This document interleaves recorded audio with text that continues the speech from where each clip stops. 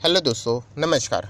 SMKC channel में मैं आप सभी लोगों का दिल से बहुत बहुत स्वागत करता हूं। दोस्तों, इस वीडियो को स्टार्ट करने से पहले आज के दिन के पहले 3 वीडियोस ज़रूर देख लेना, बहुत ही इंपॉर्टेंट है। तीनों वीडियो के लिंक आपको नीचे डिस्क्रिप्शन में मिल जाएंगे।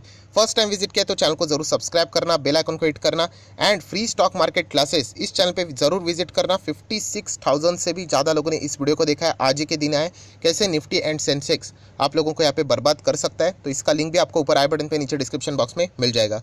दोनों चैनल को सब्सक्राइब करके रख लेना, बेल आइकन को हिट करके ऑल भी जरूर सिलेक्ट कर लेना। दोनों चैनल का लिंक भी ऊपर आई बटन पे नीचे डिस्क्रिप्शन में मिल जाएगा। चले दोस्तों, फिलहाल इस वीडियो को स्टार्ट कर लेते हैं।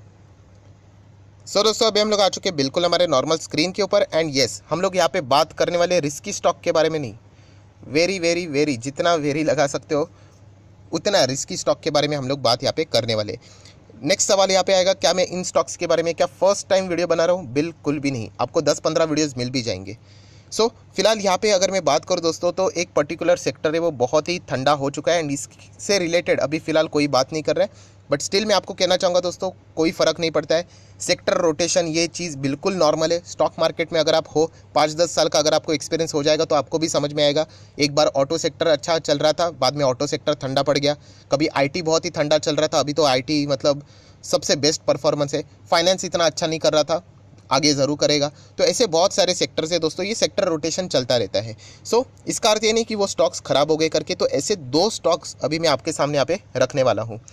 जो लोग इस चैनल को फर्स्ट टाइम देख रहे हैं, मैं अगेन उनको एक बात कहना चाहूँगा दोस्तों, मैं कोई रिकमेंडेशंस प्रोवाइड नहीं करता हूँ कि आपको ये खरीदना है या फिर बेचना है, बट इतने सारे स्टॉक्स रहते हैं, खास करके small cap and micro cap, उनमें से अच्छे स्टॉक सिलेक्ट करना बहुत ही डिफिकल्ट टास्क होता है।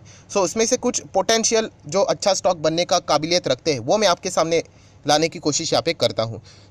आज भी हम लोग 2 स्टॉक्स के बारे में यहाँ पे बात करने वाले हैं जो कि फ़िलहाल स्ट्रगल कर रहे हैं। मैं अगेन वर्ड यूज़ कर रहा हूँ फ़िलहाल, मतलब पहले बहुत अच्छा यहाँ पे कर रहे थे, आगे भी ज़रूर यहाँ पे करेंगे, राइट। तो इनके बारे में आप लोग ज़रूर स्टडी यहाँ पे कर सकते हो। Small cap micro cap type की ये कंपनी है एंड ये कंपनी आपको पता है ये हर रोज़ तेज़ी नहीं दिखाएगी, बट जब तेज़ी आएगी तो आपको पता है कि कमाल के रिटर्न्स मिलते हैं। वो भयंकर पेशेंस आपका होना चाहिए एंड भयंकर स्टडी भी होना चाहिए इन कंपनीज़ के प्रति, क्योंकि ऐसे कंपनी में आपका पैसा कई गुना मल्टी बैगर बन भी सकता है या फिर आपका पैसा बहुत ही बुरी तरीके से डूब भी सकता है। यस, जितना अच्छा रिटर्न उतना ही ज़्यादा रिस्क भी होता है, यह आप लोगों को पता है, क्योंकि मैं बार बार आप लोगों को कहता हूँ कि आर से रिटर्न भी बनता है और आर से रिस्क भी होता है। तो ये दोनों चीज़ आप लोगों ने ज़रूर कंसिडर करनी चाहिए। आज मैं जिस स्टॉक्स की बात करने वाला हूँ, रिटर्न तो भयंकर रहेंगी बट रिस्क भी उतना ही रहेगा।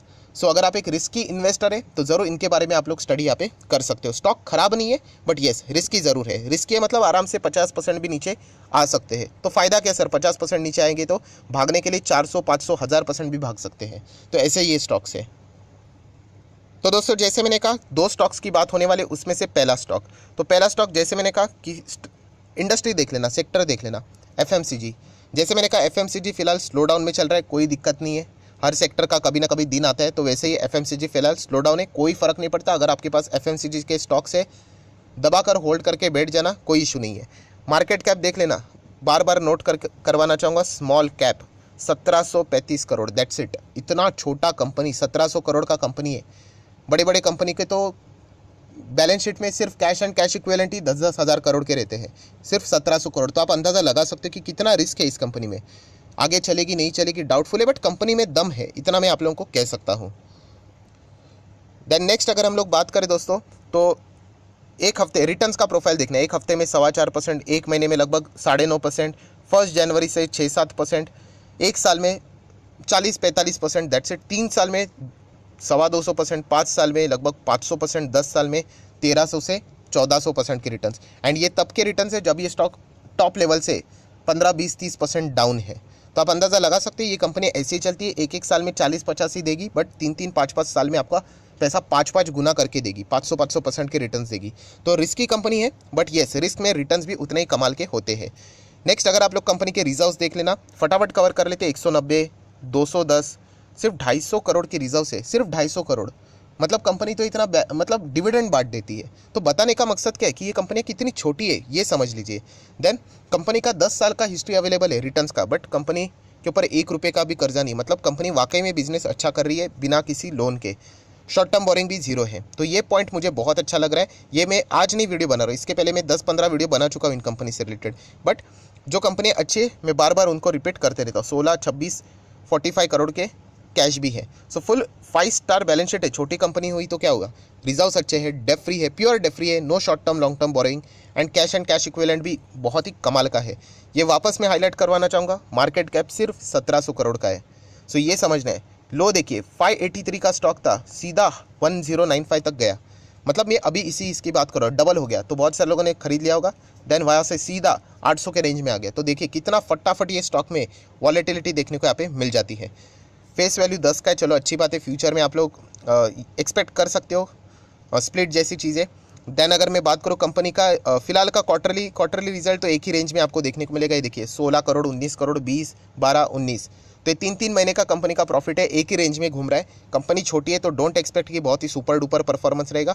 अगर आप कंपनी का 2010 से भी प्रॉफिट देखोगे तो 9 करोड़, 21 करोड़, 20 करोड़, 17 करोड़, 16 करोड़, कोई स्टेबिलिटी नहीं है। देन 16 करोड़, 20 करोड़, सेम 22 करोड़, 6-7 साल के बाद भी वही है कंपनी। देन मार्च 18 में देख सकते हैं 19 करोड़, फिर 29, फिर 53, फिर 68, फिर 70। अभी कंपनी ने जाके थोड़ा अच्छा रफ्तार पकड़ा है अभी जाके, राइट। तो ये रफ्तार आगे क्या वो कंटिन्यू रख पाएंगी, तो एक बहुत बड़ा चैलेंज है इस कंपनी के सामने। तो वो भी आप लोगों ने ज़रूर कंसिडर करना है। कंपनी रिस्की है तो शेयर होल्डिंग पैटर्न को भी देख लेते हैं। प्रमोटर 31%, FIS 10%, DIS ज़्यादा इंटरेस्टेड नहीं है, 1.5% डर रहे, हम लोग ऐसा भी बोल सकते हैं निवेश करने के लिए, क्योंकि पैसा डूब सकता है। And public 56%। सो दोस्तों कंपनी कोई ख़राब नहीं है। कंपनी का जैसे मैंने कहा ये नेचर ही वैसा है कंपनी का। सो ये नेचर वाली जो कंपनी है, कौन सी कंपनी जिसका नेचर इतना डेंजरस है, ADF food. Yes, ADF food, इससे रिलेटेड मैं बहुत बार वीडियो बना चुका हूँ। जब ये कंपनी दोस्तों 250 रुपये के आसपास थी, हम लोगों ने देखा था कि ये कंपनी में कोई मूवमेंट ही नहीं था। 2018 उससे भी पहले हम लोग देख रहे थे कोई मूवमेंट नहीं, वैसे ही चल रहा था। एंड देन सडनली ब्लास्ट हो गया एंड सीधा स्टॉक 1000 के ऊपर। फिर 1000 पे बहुत सारे लोगों ने निवेश किया एंड बाद में वो कंपनी वापस 800 रुपये पे आ गई। तो यही गलती रिटेल इन्वेस्टर से होती रहती है, वो कंपनी के बिजनेस को स्टडी नहीं करते हैं, सिर्फ कंपनी का रिटर्न देख लिया एंड कंपनी को पकड़ना स्टार्ट कर दिया। तो ऐसा बिल्कुल नहीं करना है, बहुत ही रिस्की कंपनी है। ये देखिए 5 साल का परफॉर्मेंस देखिए, यहाँ से हम लोग देख रहे थे कोई मूवमेंट नहीं, बिल्कुल फ्लैट। दोस्तों देख लेना 2017 से लेके 20 की भी अगर हम लोग बात करें तो ये इसके पहले की भी परफॉर्मेंस देख लेना। ये कंपनी ऐसी ही चलती है, फ्लैट, फिर एक ज़बरदस्त तेज़ी आएगी, फिर बिल्कुल फ्लैट, फिर एक ज़बरदस्त तेज़ी, फिर अगेन फ्लैट, फिर ज़बरदस्त तेज़ी, फिर अगेन ये कंपनी कंसोलिडेट करते हुए देखने को मिल रही है। सर कितना टाइम करेगा कंसोलिडेट, किसी को नहीं पता। एग्जैक्टली पता होता तो हम लोग उसके पहले ही बाय कर लेते। तो ये चीज़ भी आप लोगों को पता होनी चाहिए। सो 5 साल का डेटा देख लेना कि कितना है, 500, 450, 500% के रिटर्न है। बट ये रिटर्न्स बनने के लिए कितना टाइम होल्ड करना पड़ा देखो, यहाँ पे तो 2-2.5 साल कोई रिटर्न्स ही नहीं थे, बट बाद में जब रिटर्न्स बने, अफलातून रिटर्न्स बने। तो ये सबसे बड़ा एडवांटेज होता है। रिस्क देखिए यहाँ पे, मतलब थियरी जानने के लिए अच्छा लगेगा, यहाँ पे एक्चुअल में जिसने होल्ड किया होगा हम ही लोगों को पता है कि हमारी हालत क्या थी। बट जब तेज़ी आ गई तो सीधा 5-5, 6-6 गुना पैसा हो गया। तो ये चीज़ यहाँ पे होती है। सो ADF फूड, इस कंपनी के बारे में ज़रूर पढ़ना। फिलहाल पतंजलि ने भी इसके साथ पार्टनरशिप यहाँ पे कर ली है, यूके में डिस्ट्रीब्यूशन से रिलेटेड, उनके जो भी प्रोडक्ट्स रहेंगे उससे रिलेटेड। सो बहुत ही अच्छी कंपनी लगती है, रिस्की है बट ख़राब नहीं है। चलो आ जाते हैं नेक्स्ट दूसरी कंपनी की ओर। जैसे मैंने कहा था कि ये भी FMCG सेक्टर से रिलेटेड है, ये भी स्मॉल कैप है, 4,500 करोड़ का मार्केट कैप आपको देखने को मिल रहा है।